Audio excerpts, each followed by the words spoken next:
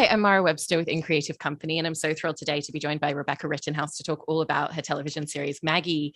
And I wanted to talk a little bit about the arc and the journey that you've built with Maggie throughout the series, because so much of it is about her relationship with her abilities and kind of what that means to herself and kind of really connecting internally within that side of her throughout the series more and more, and even through just little details like what it takes to put up a proper sign in her business and what it means when she loses them towards the end of the season. And so I was interested in if you had that whole arc in the script and all of those details, and how you really worked episode by episode to build a lot of those details into your character so that it was an ongoing fluid relationship that she has throughout the series. Yes. So I did have all of those details. Thank God. When I first took the job, I did not. We had 2 episodes written, and then Maggie Mull and Justin Adler had an idea of where they wanted to go, but it wasn't until they had their writer's room put together that they were able to sit down and really hash it all out. And I sat down with them last August to discuss where it was going. So I knew that she was going to lose her visions towards the end of the season. And I knew that one of the main things about her arc would be this struggling with her identity, essentially, and accepting who she is. And I think a lot of us take for granted parts of who we are that we think we might not like or be happy with. But then if they didn't exist anymore, they weren't a part of us anymore, we might feel differently. So that was a pretty universal idea. I thought that was it was a cool take on it, because not everybody is a psychic or a medium or an intuitive of some kind, so it's kind of a fun way to explore that. So that definitely made it easier to have an idea of where it was going right from the start. It wasn't. It's interesting because as a character, there's a lot of internal push and pull with herself. There's a lot of moments where, because of something that she sees in a vision or something that she kind of sees a little flicker of, that she will kind of put herself forward a little bit more, put herself out there a little bit more, and then potentially have a vision which causes her to take 2 steps back each time. And so did you find that there was a lot to play with within that space of what is it that's going to make her feel more comfortable, more confident in herself in kind of moving forward? And then what are the things that are going to consistently draw her backwards into herself a little bit more throughout the season? Yeah, I mean, there's definitely a lot to play with there, especially because the way the episodes are structured is there's always sort of like a larger story, and then there's always the story of the episode. So she's not always good from the beginning at recognizing when she's dealing with the same lesson from another example. She doesn't always put those things together and views them kind of as isolated events. So it does take her a while of like repeatedly making the same mistake, as I think most of us do in our lives. We can't always see the connective tissue or the thread between mistakes we make or decisions we make or our behavior in general. So yeah, there was definitely a lot to play with there and experiment with. And also, I loved working with the people who worked on the show because they were so perceptive and receptive to me and my thoughts about her arc, and whether or not it fit or it matched, or if there was something that I was missing that I wasn't seeing. That they were like, well, remember that 3 episodes from now this XYZ thing is going to happen, so like don't get ahead of yourself. So that was definitely an interesting process. And I think it's fun to play a character who's really struggling with multiple things, but a part of just the self-acceptance that Maggie is searching for. I also like the fact that we do get to see a lot of what that relationship with her visions has looked like since she was younger, because the script does allow for those kind of flashback moments, like her prom, seeing the history and the genesis of her relationship with Angel, and even the episode that deals with her relationship with her mom and what that looked like between the two of them when she first developed this ability. And so, how did that give you a lot of space to really flesh out different aspects of the character and to bring even more into the relationship that she has with herself in the present with those details? And did you find yourself wanting to kind of go further than what the scripts were even giving you and develop even more details for yourself? Well, the type of actor that I am is like, I'm very much so an Atlantic actor. And so which is the school that I went to, that is a school in New York. And in one of their things is like, everything you need to know is on the page. Everything that's playable should be on the page if the script is worth its salt. And so I found that our writers were good. So they did provide me with everything that I needed to know. And then the second part of that I think is so interesting is that Maggie, like when we see in her prom, like she's kind of a loner because of her visions. It's like definitely not something that her peers view as cool. But she still knows that that's who she is in a way. And it's interesting because I think she goes backwards in a little bit as she becomes an adult. It's definitely a part of her life, but she's, I think she almost becomes a little bit less sure of herself as she goes along. And when it comes to her visions and what she makes of them. And I think she starts second guessing herself a little bit more and creating self-fulfilling prophecies for herself as she gets older, which is funny because I think a lot of us can grow out of the things that we experience or do as teens. And for her, sometimes I think she gets a little bit too bogged down in this thing that she once kind of just accepted and was like, well, I don't have a lot of friends because of this, but I've got Louise. And, she's very confident with Angel, who is her guidance counselor at the high school, which is why she knows him. And she's able to like get him to become more confident in who he is in that episode and accept that he has a gift and that he needs to, use it and make a contribution to the world with his gift. So that was an interesting thing for me to play around with, because it definitely, I think we find her in a place where she's very much so stuck in her life. And I think I see it with my friends and myself at this stage, and I'm in my early 30s. And yeah, I just think you get to this place where you're so afraid of like making the wrong choices in your life. And you start to feel like maybe you don't have forever to like do all these different things or, choose the right partner or be on the right career path or whatever it is. And so it's easy to get paralyzed by that fear and stuck in those decisions and stuck in whatever you believe about yourself.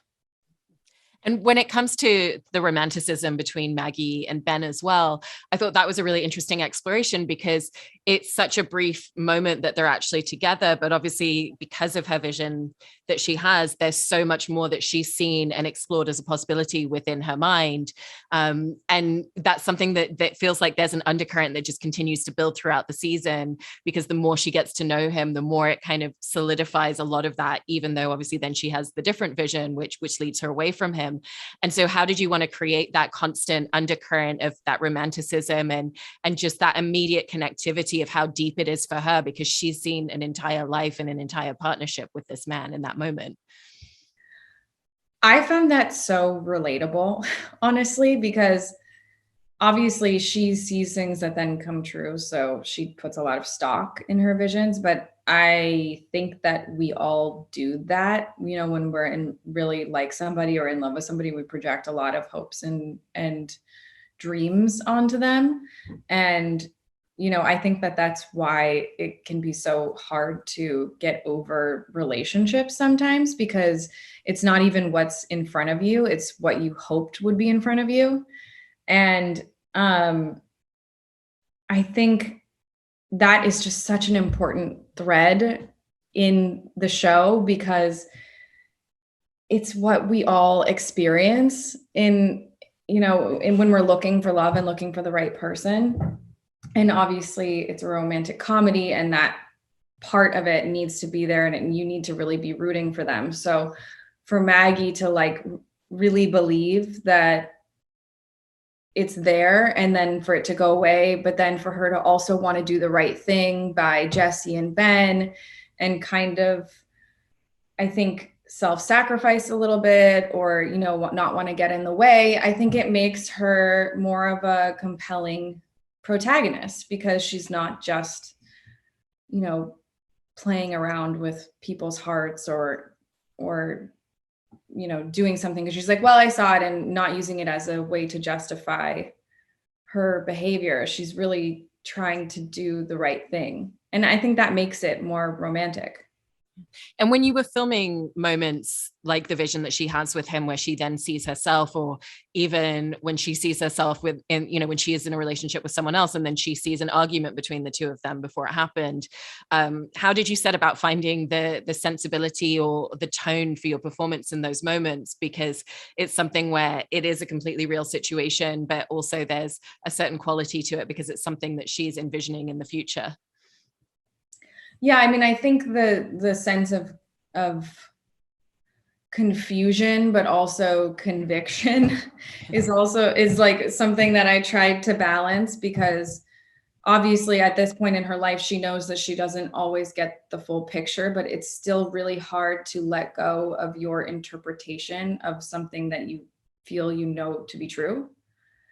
So I really just, I guess, tried to empathize with what that feeling would be like, right? To either know something's not going to work out with someone, and, you know, want to self-protect and avoid, or to think something is going to work out with someone and want to figure out how that happens.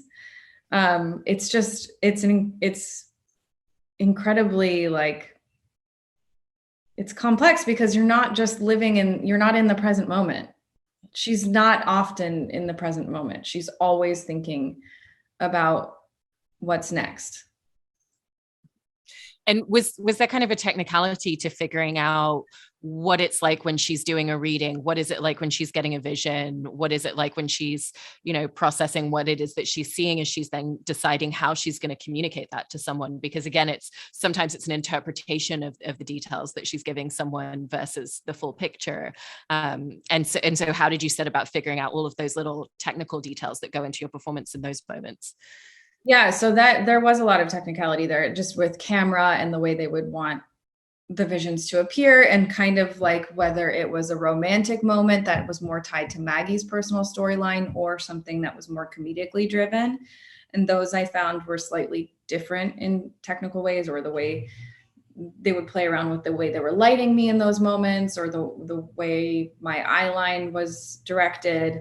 And for me as an actor, they were some of the more difficult moments, because they feel very artificial, to, you know, sort of take like a really long artificial pause so they can edit in and out of it, or look at something like a piece of tape on a matte box, or just, you know, I guess the way that I always imagined it for Maggie would be that she has flashes, and it's almost like when you have a memory, or when you're dreaming, and it's like a jigsaw type of thing, where it just happens so quickly, but you can't let it happen that quickly when you're filming it, because they have to cut in and out of it. So that was one of the more challenging aspects. I don't know if I ever felt comfortable with it, even through 13 seasons, I wish, 13 episodes.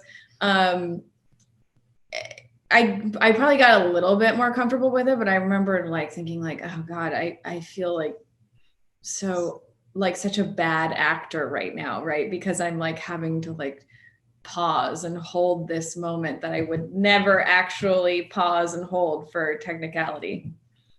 And also, I randomly was interested. Did you have to think about your hands in a very different way and a lot more? Because when she sees things, it's through a sense of touch with someone. So it's either someone sitting down for a reading and holding their hands, but also there's moments where if her hand touches an object or, you know, kind of brushes past someone, that maybe there's a flash coming in there. And so did you have to think very differently about how you were using your hands in scenes as a result of that?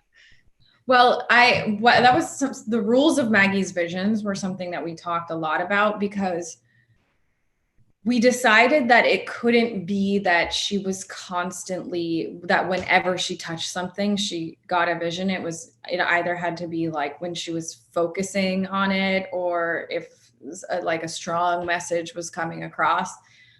Because as you see at the end of the season, she does have that experience where it's just an onslaught of visions like around her at all times. And then that leads up to her losing them. So we decided, I think pretty specifically, that there had to be a sense of normalcy for her, that even if she got an unexpected vision, it was something that she could kind of move past, and she could exist in the world in a normal way. And that it wouldn't be like, oh, you know, she has to be careful what she touches, because, you know, she might see something that she doesn't really want to see, which she does occasionally. And she, you know, makes a joke about old men shaving their shoulders. But we definitely felt it was important to give her a sense of like, I'm just a person who exists in the world, and this is a huge part of me, but she's trying not to make it all of her. So I think I just tried to operate as normally physically as I would. Yeah, no, I love that. And I also love the way that we get to see her dealing with when she loses her visions, the way that she tries to like channel and push through. It's like, absolutely everything's fine. I'm just going to go have a lot of drinks, dance really hard, and push through it in my own way. And so when you were going into that episode, what are the different ways in which you found who is she going to be without this? And then what's her methodology for herself of trying to push through and trying to convince herself that everything's fine while she's essentially going through this real undercurrent of an existential crisis at the same time? Total existential crisis. Well, that was one of the more fun episodes to shoot for many reasons, but I think it was interesting because she, this entire time, has kind of been like, you know, her visions are her livelihood, but they're often a burden to her. She's often like, oh, you know, I'm making the most of this, of sort of this gift that I've been given, but I'm not sure I always appreciate it. And then of course she has the opposite experience where she loses something that she's taken for granted. And I know that when that's happened to me in my life, because I think anyone who's experienced loss for something that they've taken for granted, whether it's a person or a thing or whatever, the sense of panic is overwhelming. It's overwhelming to a point where you don't panic in a weird way. You know what I mean? You just do the other things. You focus really hard on other things to avoid feeling the panic, avoid letting the panic out, whether it's going out with your friends and getting hammered and being like, it's totally fine, or buying a bunch of crystals and thinking that somehow you've never used crystals in your life, but that's going to be the thing because that works for other people, or whatever it is. It's like this, the panic gets turned into a very, very honed sense of focus that, I lost my mom a few years ago, and it was a very overwhelming situation. And my brother and I were caring for her. And I remember people being like, I don't understand like how you're dealing with this and getting through this. And I was like, well, I get up in the morning and I do this, and I go here and I buy these things, and then I go to her house and then I do this. And, and it was very like, it's almost a dissociative state. So I think I just kind of honed in on that feeling to get her through that moment. So she didn't have to really sit down and reflect about what really was bothering her, which we finally see when she admits to Louise that maybe she doesn't know who she is without them. And in a different realm, I wanted to talk a little bit about some of the costumes and accessories and even makeup details that come into the character, because she kind of, by her own assertion at the psychic party, says that she feels like she doesn't really dress the part, but there are little details like in some of the jewelry that she wears that feel very connected, and then even something like the prom scene flashbacks. I know that you kind of have mentioned that the makeup and like the idea of like wearing bronzer all over your face was something that you thought would be very, very apt to the time period of the 90s. And so what are some of the details that either were important for you to kind of physically have in terms of her as a character, or helped you kind of connect or find details of her along the way? The rings that I wore really helped a lot. I mean, I got made fun of for all the jewelry that I wore, but for whatever reason, that made me feel like somebody else, somebody who's not me, and somebody who literally uses their hands to make a living. And I think, the episode, the Julius Moon episode, where she goes to the party and she says, I'm not really dressed the part, was kind of an interesting thing for me to play with, because I wore a totally different hairstyle in that episode, where I wore straight hair and I had like a barrette thing with like a side part. And I remember thinking like, this is the episode where I want to do this, because I want it to feel like she's trying too hard. Like she's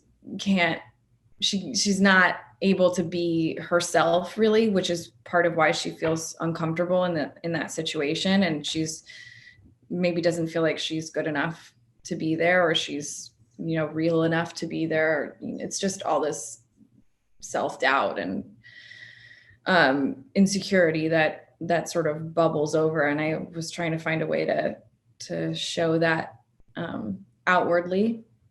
So that's kind of why I chose that for that moment. And then I also wanted her to feel like she was connected to something otherworldly, but didn't lean so far into it that people might look at her and be like, oh, there's something weird about her. Like, she's too kooky, or I didn't want to lean into any stereotypes, but I definitely wanted her to have a specific sartorial identity, which Pam Chilton, who was our costume designer, was very, very on board with. And she understood immediately.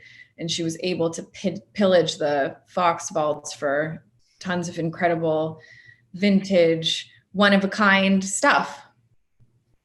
And then also in talking a little bit about the friendship with Louise, played by Nicole Sakura in the series, it's something where it almost feels like Maggie's able to show up for her friend in a way that she doesn't even always manage to do so for herself. Like she really is there to kind of like lift her up and elevate her. And so I was interested in how the two of you worked together to create that dynamic, because they both are people in the world that have so much channeled everything into this one friendship, as opposed to being people who are constantly socially moving around different spaces and different groups.